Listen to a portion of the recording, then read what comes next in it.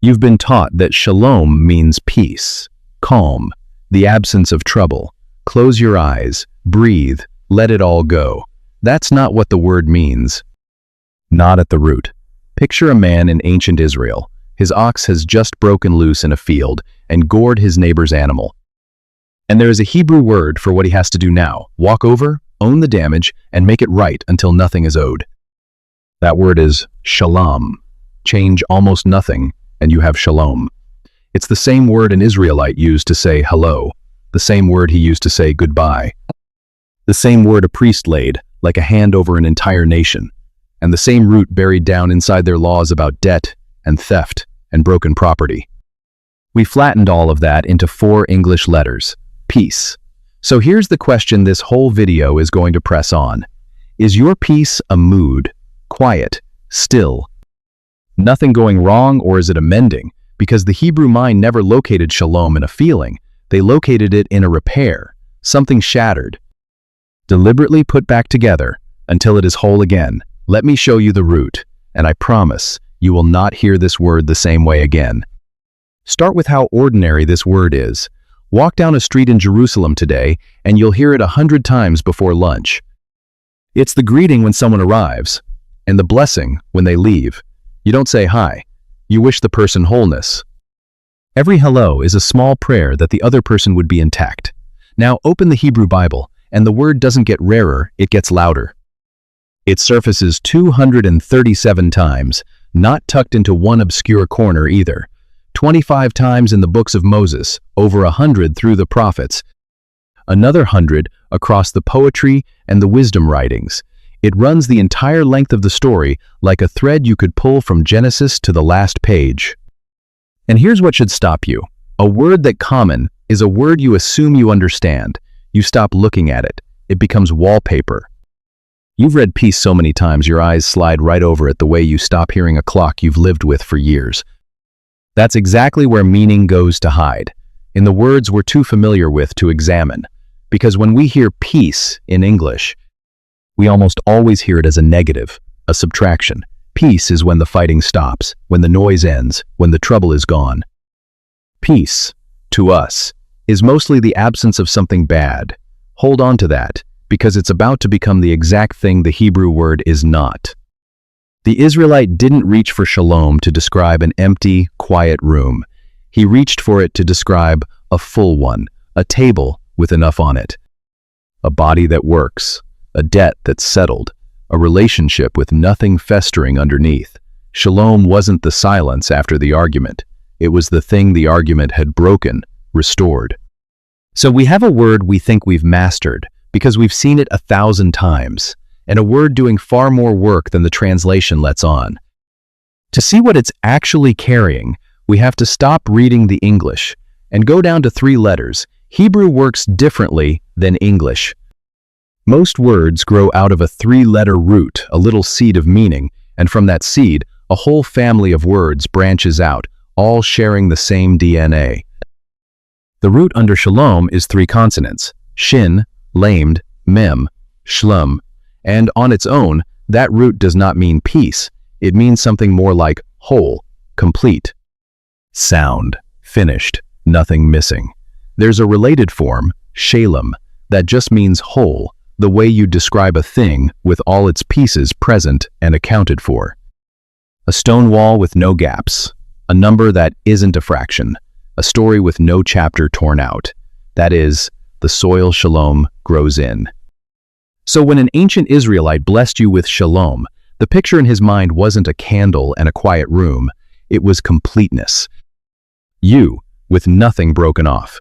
Your family, with no one missing. Your life, with no gaping hole where something should be. And you can still hear that root today. Alive in modern Hebrew, in a whole cluster of cousins. The word for whole, the word for perfect, something with no flaw left in it. The word for a payment made in full. Even the phrase you'd use to say it was worth it literally. It completed, it came out even. Sit with that family for a second, because it's about to matter enormously. Whole, perfect, paid in full, it came out even. These are not random relatives. They circle one idea from different sides. A thing brought to the state where nothing is lacking, and nothing is owed. Now, I want to be honest with you here, because you'll find people online who take this further than the evidence does. There are popular videos that build the whole meaning out of ancient pictures, supposedly hidden in the shapes of the letters. It's vivid, and some of it is genuinely uncertain scholarship dressed up as fact. We don't need it. We don't have to guess at pictographs. The lexical root whole, complete sound is solid ground, attested everywhere the word appears. And it's already strange enough, because if shalom grows out of wholeness, then a question opens up underneath it. A question the English word peace never forces you to ask. Whole again implies something. It implies there was a break. You don't restore what was never damaged. You don't complete what was already full. The word is quietly assuming a prior fracture. And to find where the Bible makes that explicit, where it takes this beautiful root and drops it into the dirt, you have to go somewhere you would never expect. Not to a psalm about peace, to a page of ancient law. Open the book of Exodus, a few chapters past the 10 Commandments, and the tone changes completely. You leave the thunder of the mountain, and you land in something that reads like a courtroom. Case law, ordinary disputes between neighbors. An ox gets loose and kills another man's animal. A fire someone lit spreads and burns a field that wasn't theirs. Something borrowed gets damaged. Something left for safekeeping goes missing. And over in these rulings, one verb keeps firing, roughly a dozen times in just these 2 chapters. The command for what the guilty party must do. He must shalom, same root, shlum, the peace root, but here it is not translated make peace. It's translated make restitution, pay it back, restore it. Make it good in full. If your animal destroyed your neighbors, you don't get to apologize and walk away. You don't get to feel bad about it. You shalom, you transfer real value across that fence until the loss is covered and the ledger reads 0 again, until the broken situation is made whole. Read that again, slowly, because this is the hinge of the entire video. The word we sing in worship songs, the word we cross-stitch on pillows, the word we sigh at the end of a hard day is, at its root, the word for paying back what you broke. Shalom is not the absence of conflict. Shalom is the repair of it. It's not what you feel when the storm passes over you. It's the deliberate, often costly work of walking over to the thing you shattered and rebuilding it until nothing is missing and nothing is owed. Feel how that flips everything. The English peace is passive. It happens to you. You wait for it. You hope circumstances calm down enough to grant it to you. But shalom has a verb inside it, and the verb has hands. Somebody does shalom. Somebody pays. Somebody restores. Somebody crosses the field, and that reframes the entire posture of it. If peace is a mood, then when you don't feel peaceful, you've failed, you just can't manufacture the feeling, and now you're anxious about being anxious. But if shalom is a repair, then the absence of peace in your life isn't a feeling you're failing to summon. It's a break somewhere that hasn't been mended yet, a debt unsettled, a relationship with something still owed across it, a part of your world knocked out of true. That's a completely different diagnosis, and it comes with a completely different hope, because a mood you can only wait for, but a break can be named, and a break can be repaired.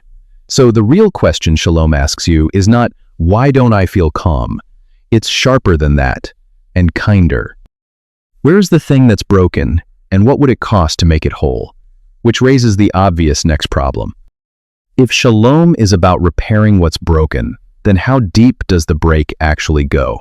Here's where the ancient mind goes wider than we're used to.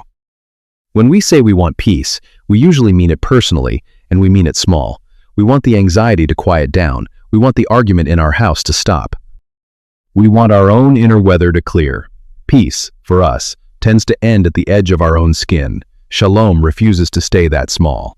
In the Hebrew imagination, the break that needs repair runs through everything, in widening rings. There's the break inside a person, the guilt, the fracture between who you are and who you were meant to be.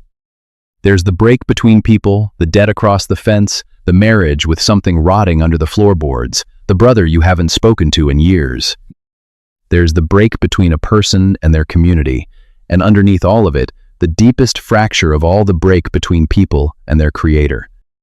Shalom is the vision of all of those rings made whole at once, not just your nerves settling, the whole web of your relationships and the world itself put back into right working order, the way a master craftsman would look at something broken and not rest until every joint fit again. That's why the prophets can use this word to paint pictures that sound almost impossible, a world where weapons get beaten into farm tools, where the predator and the prey lie down together and nothing gets eaten, where the exhausted and the grieving are gathered up and nothing is missing anymore. That's Shalom stretched to its full size, not a quiet afternoon, but a cosmos with every fracture healed. And I want to be careful and honest with you here, the way this word deserves. That full vision, every ring restored, the whole world made whole. The Bible itself admits nobody's living inside it yet. The prophets speak of it as something coming, something ached for, not something already in hand. If I stood here and told you Shalom means your life will feel seamless by Friday, I'd be doing exactly what this video is against. But that admission is a door, not a wall. Because here's what the ancient writers did with a wholeness they couldn't yet see completed. They didn't shrug and give up on the word. They did the opposite. They put Shalom at the very center of their deepest blessing. They spoke it toward each other, on purpose, as the highest thing one human could wish on another. And to feel the weight of that, you have to hear where they placed it. There's a blessing in the book of Numbers, so old and so loved, that people still speak it over their children at night, 3,000 years later. The Lord bless you and keep you. The Lord make his face shine on you. The Lord turn his face toward you, and then the very last word. The note the whole blessing has been climbing toward. And give you Shalom. Look at where it sits. It's the final thing. After the keeping, after the shining face. After the favor, the summit of everything God is asked to hand a person is Shalom, wholeness, the state where nothing is lacking and nothing is broken. It's as if every other blessing was building a staircase, and this is the room at the top. That's how heavy this word is when it's real. It's the last thing, the best thing, the thing you leave resting on the people you love most, which is exactly why the counterfeit is so dangerous. Centuries after that blessing, the prophet Jeremiah looks out at a nation that is quietly falling apart, corruption underneath, disaster on the horizon, and he watches the religious leaders do something devastating. They stand in front of all that brokenness, and they announce that everything is fine. Peace, peace, they say. Shalom, shalom, when there is no shalom. Hear what he's actually accusing them of. He's not angry that they want peace. He's angry that they're using the word as a bandage. Slapping, it's fine, over a wound that is still open and still bleeding underneath the cloth. They took the word for making things whole and used it to avoid making anything whole. They said, repair, while refusing to repair. And that is the counterfeit every one of us reaches for. It's so much easier to say shalom than to do it. It's easier to tell yourself you've forgiven someone than to actually cross the field. Easier to call a marriage fine than to open the floorboards. Easier to numb the anxiety than to name the break underneath it and pay what it costs to mend it. Jeremiah's warning is brutal, precisely because the word is so beautiful. A false shalom isn't a small sin. It's taking the highest blessing wholeness and hollowing it out into a slogan you use to keep the brokenness comfortable. So the word cuts two ways. It's the tenderest thing you can wish on someone, and it's the sharpest test of whether you actually mean it, whether you'll do the repair or just say the word. Which sets up the strangest place this word ever appears, because there's one more moment where the Bible speaks shalom, and it speaks it at the worst possible time. Set the scene, because the timing is everything. The prophet Isaiah is speaking to a small kingdom that is about to be overrun. The Assyrian Empire, the most brutal military machine of its age, is grinding westward, swallowing nations. Judah is surrounded. There is fear in every house. This is not a calm moment. This is the opposite of calm. This is the storm arriving. And into that, not after it, not once the danger has passed, but right in the teeth of it, Isaiah announces a coming child and gives him a title, Sar Shalom, the Prince of Peace, the Prince of Shalom. Stop and feel how wrong the timing should feel. You don't name a baby Prince of Wholeness while the empire is at your gates. unless the word doesn't mean what we thought. Unless shalom was never the name for the quiet after the war, but the name for the one who walks into the war to do the repair. That's the whole point, folding shut. If peace were just the absence of conflict, this title would be a cruel joke shouted over a battlefield. But if shalom is the making whole of what's broken, then of course you announce it at the darkest hour. That's when a repairer is needed most. You don't call for the craftsman when everything's already fine. You call for him when it's shattered.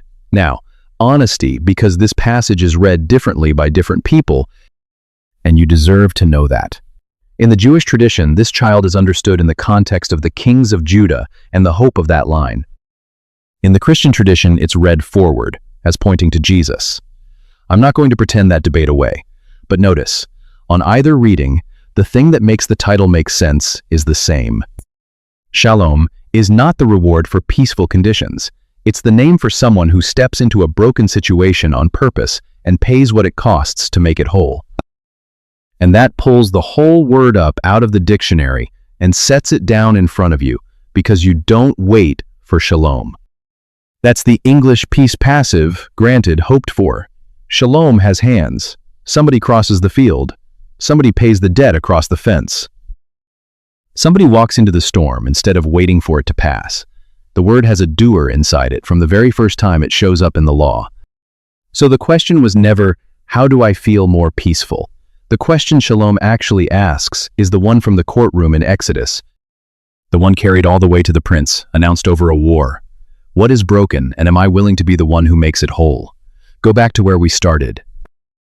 The man in the field, standing over the animal, his ox destroyed, facing the simple, costly thing the law required of him: not to apologize, not to feel bad, but to shalom, to make it whole. That man was doing peace, real peace, Hebrew peace, the kind with dirt on its hands. So the next time someone says shalom to you, or the next time you read the word peace and your eyes start to slide over it like they always have, slow down. Hear what's actually inside it. Not a candle and a quiet room. Not, it's fine, laid over a wound that's still open. Something shattered, being carried, deliberately, back toward whole. That's the word.